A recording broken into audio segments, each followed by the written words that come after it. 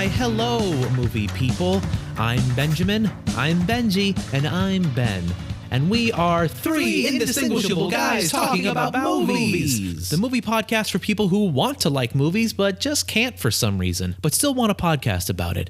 This week, Benji and I will be taking a back seat as we hand the reins over to Ben, who, I'm told, has recently been on a fascinating spiritual journey with the Star Wars franchise. Ben, the stage is yours.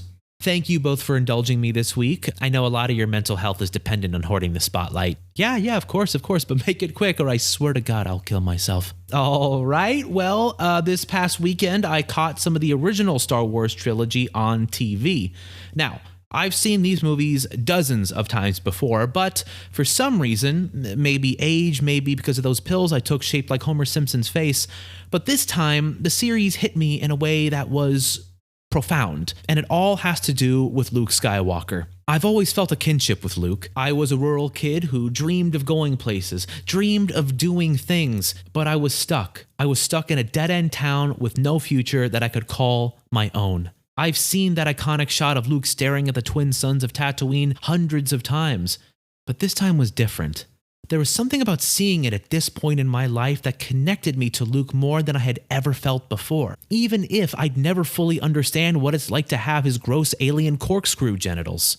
I hated it when people would complain that Luke was too whiny, especially in A New Hope. Wouldn't you have a hard time adjusting as you quickly transition from being a moisture farmer on a desert planet to suddenly being at the center of a galactic war? I would, and that's why I always admired him. Knowing he was doing all that with a penis that was kind of like a duck's but much, much worse only added to my adoration. On the surface, I should have nothing in common with Luke. He's out in space hanging out with a 7-foot dog person and matching wits with a gangster slug, but doing it all while having the same faults and insecurities of a farm boy who's been thrust into a strange life he doesn't understand. He even looked like me when I was younger, except his alien physiology means his pale blue 2-centimeter penis can explosively uncoil to 35 centimeters in a third of a second if a sexual opportunity arises. My penis cannot, so in that way, we differ.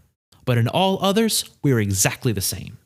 When we see Luke in The Last Jedi, he's a cranky, disillusioned old man. I could feel his traumas ravaging his soul. Even though it isn't explicitly discussed in the screenplay, I just knew that his crazy wizened penis probably couldn't spring forth with as much violent velocity as it used to, the barbs of his otherworldly penis lacking the sting they once had, thus giving him one less weapon in his arsenal, both spiritually and in the sense that he uses his spiky spring penis in battle when he forgets his lightsaber. I couldn't help but think of myself as my rough edges have softened with age as well.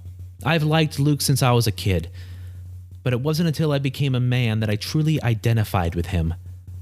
I am Luke Skywalker, and Luke Skywalker is me. Minus a corkscrew penis that stinks, but it's totally normal in the Star Wars universe, so no one ever comments on it. Wow, that was really moving, Ben. Thank you so much for sharing. But where exactly in the movies is his sickening penis discussed in such grotesque detail? It's only in the old expanded universe canon, but there are rumors that Disney has plans to bring Luke's springy alien cock back in the next season of The Mandalorian. Fingers crossed. Oh, I hope so. That sounds so exciting. And you know what else is exciting? Following the Inaudible Podcast Network on Twitter at InaudibleCast, and then pledging some money to us every month at our Patreon, which you can find at patreon.com/inaudiblepod. We'll see you all next week.